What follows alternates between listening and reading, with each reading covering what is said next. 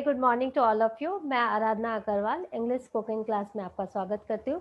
आज का जो टॉपिक है वो है grammar and this is chapter 12। सो अभी तक आपने इंग्लिश बोलने के सिचुएशनल डायलॉग सीखे, आपने मैनर्स सीखा, आपने सीखा कब कहाँ कैसे इंग्लिश बोलनी है, कैसे बोलनी है। हर एक चैप्टर में एक एक सिचुएशन, एक एक टॉपिक मैंने कवर किया है। ये जो चैप्टर है, चैप्टर 12 है, ये पूरा ग्रामर को डेडिकेट है। इस चैप्टर में मैंने आपको ये बताने की कोशिश की है कि इंग्लिश बोलने के लिए कितना ग्रामर बहुत अच्छे से जानना जरूरी है, बेसिक में। उसके बाद तो दिन दुनी रात चौगुनी तरक्की करोगे, अच्छे से और अच्छा बोलना सीखोगे। जितना आप इंग्लिश पढ़ोगे, समझोगे, जितना आप सुनोगे इंग्लिश, और अच्छी भाषा सीखोगे और अच्छी वोकैबुलरी अपनी बढ़ाओगे और आप इंग्लिश में महारत हासिल करोगे तो आपकी बोलने की कला भी बहुत अच्छी हो जाएगी, क्योंकि ग्रामर जो है वो फाउंडेशन है किसी भी लैंग्वेज का। तो बेसिक जो मुख्य रूप से जो आपको इंग्लिश का ग्रामर जो आपको आना चाहिए, उसकी थोड़ी सी जानकारी मैं इसमें देती हूँ। और यहाँ मैंने बहुत संक्षिप्त रूप में बताया है। पूरा लिंक आपको प्रोवाइड किया गया है आस विद्यालय की तरफ से, और आप उस लिंक पर जाकर पूरी डिटेल में आप टॉपिक्स को पढ़िए, समझिए और उसे अप्लाई कीजिए जब आप इंग्लिश बोल रहे हैं। Let's start now. सबसे पहले बहुत इंपॉर्टेंट है प्रोनाउन जानना। प्रोनाउन आपको पता है जो नाउन के बदले में आते हैं, ही, आई, अस, शी एंड वी। आपको पता है ही जो होता है वो लड़कों के लिए आता है, शी लड़की के लिए आता है, आई मेरे लिए, अब मैं लड़का हूँ या लड़की हूँ, मेरे लिए आई है, यू आपके लिए लड़का हो या लड़की हो, अस वी हमारे लिए, अस ऑब्जेक्ट प्रोनाउन है, वी सब्जेक्ट प्रोनाउन है। तो इस तरह से आपने देखा ये मेन प्रोनाउन है। नेक्स्ट, अब मैं आपको दिखाती हूँ कि प्रोनाउन का ये चार्ट है और कितने तरह के प्रोनाउन है। फर्स्ट पर्सन, सेकंड पर्सन और थर्ड पर्सन। आपको पता है first person, second person, third person. First person is I and we, second person is you and third person is he, she, they, it, all. ठीक है ना। तो हम लोग चलिए देखते हैं। Subject pronoun I am a teacher, me, this work is done by me. तो me object pronoun possessive. This is my book, my मेरी किताब। This book is mine possessive pronoun. Reflexive pronoun I have completed the project by myself, मैंने खुद से किया है। I myself have raised the query, मैंने खुद से क्वेरी को उठाया है या ऑब्जेक्शन उठाया है। तो जब आप रिफ्लेक्सिव प्रोनाउन, तो इन सब की जो डिटेल्स है वो आपको लिंक के थ्रू मिल जाएंगे और आपको सब जानने हैं, so that you can use this pronoun in your conversation, right. Second person you, तो सब्जेक्ट प्रोनाउन भी यू, ऑब्जेक्ट प्रोनाउन भी यू, पॉजेसिव भी, जैसे you are my friend, this is done by you, this is your book, this book is yours, you yourself have said this, you yourself have said this। तो आप देख रहे हो तो किस तरह से हमने सेकेंड पर्सन यू, ये मेल के बारे में बात हो रही है। अब थर्ड पर्सन देखिए, आई एंड यू में कुछ पता नहीं चला मेल है कि फीमेल है, लेकिन जब थर्ड पर्सन आता है तो ही से पता चलता है कि ये मेल के बारे में। Third person he is my friend, this is done by him, क्योंकि वो हिम या ऑब्जेक्ट प्रोनाउन में आएगा। This is his book, this book is his, this book, ठीक है, this book is his and he himself has done this, he himself has done this, right। third person female, she is a girl, she is my friend, ठीक है। I have spoken to her, ठीक है, possessive pronoun। और हर object में this is done by her, ठीक है। This is her book, this book is hers, she herself has done this, ठीक है। कैसे इस तरह से आप यूज कर रहे हो। तो जब जो सिचुएशन है उस सिचुएशन में अगर आप नहीं सीखोगे प्रोनाउन का तो आप बोल ही नहीं पाओगे कि आपको क्या मैसेज कन्वे करना है। थर्ड पर्सन में जो न्यूट्रल चीज है उनके लिए इट आता है, एनिमल्स के लिए इट आते हैं, आपको पता है, तो सब में इट है। पॉजेसिव प्रोनाउन में नॉट यूज, क्योंकि जो इट होता है वो न्यूट्रल, अगर वो जो न्यूट्रल होता है, जो नॉन लिविंग होता है उसका कोई पॉजेसिव नहीं होता, तो इसलिए नॉट यूज। एंड इटसेल्फ, ठीक है, reflexing pronoun. First person plural we, जब ये सिंगुलर है फर्स्ट पर्सन, ये प्लूरल है, वी माने हम लोग, ठीक है। वी आर फ्रेंड्स, ठीक है।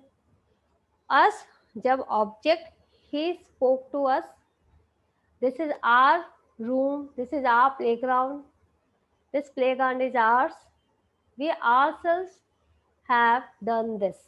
तो इस तरह से आप देख रहे हो कि कैसे मैंने बहुत छोटे छोटे मैं सेंटेंसेस ले रही हूँ ताकि आपको एग्जैक्टली मैं बता पाऊँ क्या है। और जब आप हमारे लिंक, जब हम हमारे ग्रामर सेक्शन में जाओगे तो पूरी डिटेलिंग में आप समझ पाओगे। यहाँ मैं पूरी कोशिश कर रही हूँ कि आपको अच्छे से एक जानकारी, जो बेसिक जानकारी है वो मैं दे पाऊँ। सेकेंड पर्सन प्लूरल में भी यू ही होता है, आपको पता है, you you you, yours, yourself. Third person plural में दे होता है, ठीक है, they, them, their, theirs and themselves. They have gone to the market, they have gone to the market, वो बाजार गए हैं। It is done by them, it is said by them, ये उनके द्वारा कहा गया है। This is their house, the house is there, the house is theirs, they themselves have done this, ठीक है। तो इस तरह से आपने देखा पूरे के पूरे प्रोनाउन है और ये कैसे हम यूज करते हैं। और जो टाइप्स ऑफ प्रोनाउन है, पॉजेसिव प्रोनाउन, रिफ्लेक्सिव प्रोनाउन, और भी कई तरह के प्रोनाउन है। आप जब डिटेल में प्रोनाउन पढ़ेंगे तो उन सब के बारे में आपको जानकारी मिलेगी। नेक्स्ट, वर्ब, एक्शन वर्ड्स, बहुत जरूरी है वर्ब जानना, क्योंकि हम कुछ भी करते हैं वो एक्शन है, एक्टिविटी है। और साथ ही ये मॉडल वर्ब जानना जरूरी है, क्योंकि आपने देखा जब हम परमिशन लेते हैं, जब हम रिक्वेस्ट करते हैं, तो हम क्या करते हैं, मॉडल वर्ब्स का यूज करते हैं। वर्ब्स आपको पता है ऑक्सिलरी वर्ब्स होते हैं, जो हेल्पिंग वर्ब्स होते हैं। तो जब प्रेजेंट टेंस रहता है तो एम, इज, आर, आई के साथ एम लगता है, थर्ड पर्सन के सिंगुलर के साथ इज लगता है, और जब प्लूरल रहता है तो आर लगता है, यू के साथ आर लगता है, ठीक है। वॉज, पास्ट टेंस में जो सिंगुलर रहता है उसके साथ वॉज लगता है, प्लूरल के साथ वर लगता है। हैज, हैव, हैड, जो हैज है वो आपको पता है थर्ड पर्सन सिंगुलर के साथ लगता है, हैव जो है वो प्लूरल के साथ लगता है एंड सेकंड पर्सन के साथ लगता है, एंड हैड पास्ट टेंस में सब के साथ हैड रहता है। डू, डज, डिड, डू जो हम लोग फर्स्ट पर्सन के साथ एंड सेकंड पर्सन के साथ, डज थर्ड पर्सन के साथ, and did both the persons के साथ, सिंगुलर प्लूरल सब में। Will, first person second person सभी यूज करते हैं, थर्ड पर्सन भी यूज करते हैं। और वुड आपको पता है पास्ट टेंस वुड होता है, लेकिन ये ऑक्सिलरी, ये मॉडल वर्ब में। Would you please say this, would you please help me. Shall आपको पता है ये फ्यूचर टेंस है, ये फ्यूचर टेंस है, आई शैल, ठीक है। एंड शुड ये एक मॉडल भी है, मॉडल वर्ब भी है, और शैल का पास्ट फॉर्म भी है। कैन, कैन, कुल ये सारे मॉडल वर्ब्स है। मे, माइट, कैन मतलब आपको पता है कैन माने सकना, आई कैन, ही कैन, ठीक है। मॉडल वर्ब्स में कुछ भी नंबर्स नहीं होते, और वो कोई भी जेंडर नहीं होता, इसमें कोई भी पर्सन नहीं होता, सबके लिए कैन ही होता है और पास्ट में कुड होता है। मे, माइट, मस्ट और बी, बीन, बीइंग। तो यहाँ पर इज, एम, आर, वॉज, वर, ये सारे जो है वो हम देखते हैं, तो ये ऑक्सिलरी वर्ब है। अब यहाँ पर देखो modal verb, shall, must, could, might, will, can, should, would, may, ought to. तो ये सारे इनकी डिटेल में आपको लिंक में है, आप चाहिए, और हर एक शब्द के बारे में सेंटेंस के साथ बताया गया है, आप वहां पर जाके इसके बारे में जानकारी लीजिए। और उस जानकारी को अपने बातचीत में, कन्वर्सेशन में यूज कीजिए। अभी कितने तरह के वर्ब्स होते देख लो। एक्शन वर्ब, जो भी हम काम करते हैं, jumping, thinking, swimming, writing, watching, teaching, learning, ठीक है ना, वो सब एक्शन वर्ब होते हैं। और आपको पता है वर्ब के कई तरह के फॉर्म होते हैं। अब यहाँ पर आपको पता है ट्रांजिटिव वर्ब होता है, इंट्रांजिटिव वर्ब होता है, फाइनाइट वर्ब होता है, नॉन फाइनाइट वर्ब होता है। तो ये सारे सारे वर्ब के बारे में जानकारी आपको लिंक के थ्रू प्रोवाइड की जा रही है, आप उन्हें प्लीज देखिए। नाउ लिंकिंग वर्ब क्या होता है? जो एक्शन को एक्सप्रेस नहीं करता लेकिन कनेक्ट करता है सब्जेक्ट को और उसके बारे में बहुत इंफॉर्मेशन देता है, ठीक है। हेल्पिंग वर्ब क्या होते हैं? हेल्पिंग वर्ब जो मैंने अभी आपको बताया, ऑक्सिलरी वर्ब, हेल्पिंग वर्ब, वो उनकी कोई अपने मीनिंग तो नहीं होती लेकिन वो मेन वर्ब को हेल्प करते हैं, राइट। तो इस तरह के से 3 वर्ब होते हैं। अब देखो forms of be, linking verb का 3 टाइप्स देख लो। इज, एम, वाज, वर, ठीक है। Can be, could be, will be, would be, shall be, should be, may be, might be, must be, has been, have been, had been, ठीक है। ये forms of be है linking verb के। 5 senses verbs linking verb के। Feel, जब हम 5 senses को हम यूज करते हैं, फील, टच, तो this sweater feels itchy, this sweater feels fluffy, this sweater feels soft. तो जब हम फील के बारे में बोलते हैं, feels, look, that sculpture looks strange, he looks weird, ठीक है। स्मेल, सूंघना, this dinner smells wonderful, the rose smells sweet. Sound, the doorbell sounds broken, है ना, डोरबेल जो है उसकी जो आवाज है बहुत खरखरी है, sounds broken. Taste, this soup taste delicious, right. तो इस तरह से ये लिंकिंग वर्ब है, आप इससे इनको ऐसे यूज कर रहे हो। थर्ड पर्सन में एस सी एस हम लगाते ही, आपको पता है जब आप वर्ब की डिटेलिंग में जाओगे तो आपको पता चलेगा। थर्ड पर्सन के साथ हम s c s present tense में लगाते हैं और पास्ट टेंस में हम इसका सेकेंड फॉर्म वर्ब का हम लेते हैं। अच्छा, being verb, act, appear, become, get, grow, prove, remain, seem, stay, turn, ये बीइंग वर्ब है, स्टेट ऑफ बीइंग, ठीक है। he seems cool, he remains silent, he proves wrong, tree grows well, ठीक है। तो इस तरह से हम इन्हीं को क्या करते हैं, ये लिंकिंग वर्ब होते हैं जो सब्जेक्ट के बारे में और आपको बताते हैं। नाउ नेक्स्ट, जब हम इंग्लिश बोलते हैं तो हम कॉन्ट्रैक्टेड फॉर्म का यूज करते हैं। लिखने में हम पूरा लिखते हैं लेकिन हम जब बोलते हैं तो हम wouldn't, would not, mustn't, must not, won't, were not, oughtn't, we have, right, we are, they're, there would, there had, he would, he had, she is, she is, couldn't, she will को she'll, he will, we will, hasn't, ठीक है, should, it's, we would, it, they would, I would, daren't, you are, doesn't, don't, shouldn't, right, hadn't। तो इस तरह से हम क्या करते हैं, जब बोलते हैं तो कॉन्ट्रैक्टेड फॉर्म का हम ज्यादा इस्तेमाल करते हैं। Needn't, right, haven't. और जब हम डायलॉग्स लिखते हैं तो हम इस तरह से डायलॉग्स भी लिखते हैं। आपने देखा होगा नरेटिव जब हम लिखते हैं ना, narration, direct and indirect speech, तो डायरेक्ट स्पीच में हम इस तरह से लिखते हैं विद इन इन्वर्टेड कॉमा। तो जब बोलचाल की भाषा में हम हमेशा कॉन्ट्रैक्टेड वर्ब का इस्तेमाल करते हैं। अब टेंसेस, आपको पता है कि हम तीन काल में जीते हैं, भूतकाल, वर्तमान काल और भविष्य काल। तो टेंसेस के बारे में, टेंसेस एक बहुत बड़ा टॉपिक है, इसके सारे सारे डिटेलिंग दी हुई है, लिंक में दी हुई है, आप जाइए और उनको देखिए, समझिए और इसको बहुत बहुत ध्यान से कीजिए। सभी टॉपिक ध्यान से करना है, क्योंकि अगर आप कोई बात भूतकाल की कर रहे हैं और आपने शब्द जो है ऑक्सिलरी वर्ब वर्तमान का लगा दिया है, तो लोग वर्तमान में समझेंगे कि आप वर्तमान की बात कर रहे हैं, लेकिन वो भूतकाल में हो चुका है, पास्ट में हो चुका है। ऐसे ही अगर आप वर्तमान की बात कहना चाह रहे हैं और आपने जो ऑक्सिलरी वर्ब है वो भविष्य का लगा दिया, फ्यूचर का विल शैल बोल दिया, तो वो फ्यूचर का समझा जाएगा। तो ये बहुत ज़रूरी है कि टेंसेस के सीखना, और इससे आपको पता चलेगा कि आप कौन से काल की बात कर रहे हो, आप वर्तमान काल की बात कर रहे हो कि भविष्य की बात कर रहे हो या पास्ट की बात कर रहे हो। नाउ अब देखो, पास्ट में फॉर्म बदल जाता है, वर्ब का फॉर्म बदल जाता है पास्ट में।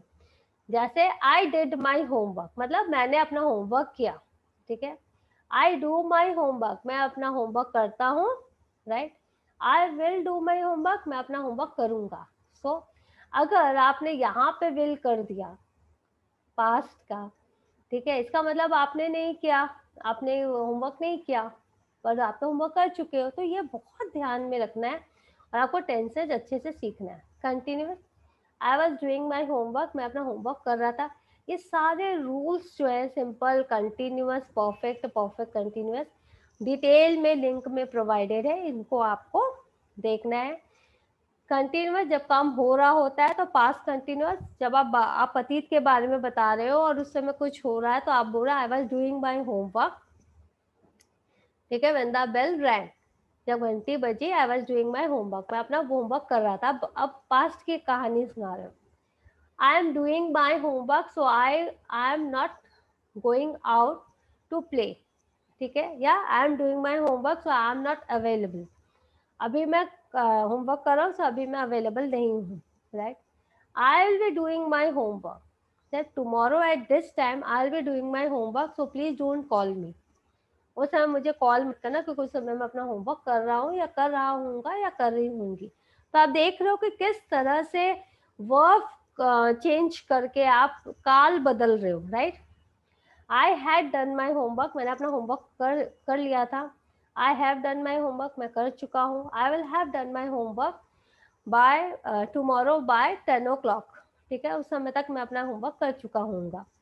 Perfect continuous, I had been doing my homework, ठीक है, फॉर समझ लो 1 hour, I have been doing my homework for last 60 minutes और लास्ट 1.5 hour, I will have been doing my homework, उस समय अपना होमवर्क कर रहा हूँगा। तो इस तरह से आपने देखा कि टेंसेस जानना कितना जरूरी है, ऑक्सिलरी वर्ब यूज करना कितना जरूरी है जानना, सबकी डिटेलिंग दी हुई है। और आपको अच्छे से ये सारे करने हैं क्योंकि वोकेबलरी बढ़ाना है, ग्रामर अच्छे से सीखना है, और बोलना है, बोलने की प्रैक्टिस। जैसे मैंने हर एक सेशन में बोला, grammar is not so important when you speak, लेकिन कालखंड ही चेंज हो जाएगा, टेंसेज ही आप गलत बोल दो, ठीक है, तब तो ये बहुत गलत इंग्लिश होगी। तो टेंसेस जानना जरूरी है। प्रोनाउन को अगर ही को आप शी बोल दो तो पूरा जेंडर ही चेंज हो गया, तो ये भी जानना जरूरी है, कहाँ किसको कैसे संबोधित करना है, राइट।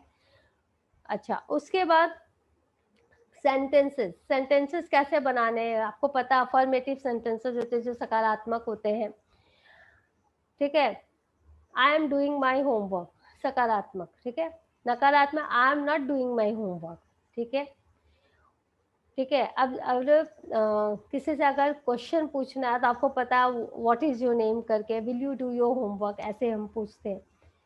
तो इस तरह से आप देख लो टाइप्स ऑफ सेंटेंसेस होते हैं, तो इन सब के लिंक प्रोवाइड की गई है और आप उन सबको ध्यान से पढ़ना है, उस नॉलेज का अप्लाई करना है ताकि आप बहुत अच्छे से इंग्लिश बोल सको, करेक्टली इंग्लिश बोल सको। सो आपने देख लिया मेन टॉपिक क्या है और लिंक सब प्रोवाइड किए हुए हैं, तो you will have to go through the link and learn each and every topic very nicely. बहुत मन लगा के आपको सीखना है ताकि ताकि कोई कहीं कोई गलती ना हो जब आप इंग्लिश में बात कर रहे हो। उम्मीद है ये कोर्स आपको बहुत पसंद आया होगा और अभी तक में आपने काफ़ी प्रैक्टिस कर ली होगी, सीख रहे होंगे और बात करना आपने आरंभ कर दिया होगा लोगों से, मिरर के सामने खड़े होकर अब प्रैक्टिस भी कर रहे हैं। बहुत बहुत आपको शुभकामनाएं। अब बहुत अच्छी जल्दी इंग्लिश सीखेंगे और बहुत ही प्रभावशाली रूप से इंग्लिश बोलना सीखेंगे। बस लर्निंग करना मत छोड़िए, प्रैक्टिस करना मत छोड़िए, और हर दिन कम से कम 1 मिनट किसी भी टॉपिक पर बोलिए, राइट। तो इससे क्या होगा, आपकी इंग्लिश काफ़ी अच्छी हो जाएगी, बोलने में और लिखने में भी बाद में हो जाएगी, अगर आप अपनी वोकैब्युलरी पे ध्यान देंगे, अब आप अपने ग्रामर पे ध्यान देंगे। Thank you so much. Today is the last chapter of the class. मैं फिर से आपसे मिलूंगी कोई एक नए टॉपिक के साथ, कोई एक नए कोर्स के साथ। तब तक के लिए keep learning, keep speaking with people, keep complimenting, सब कुछ करिए बहुत कॉन्फिडेंटली और बहुत ही नाइसली और impressively. Thank you so much.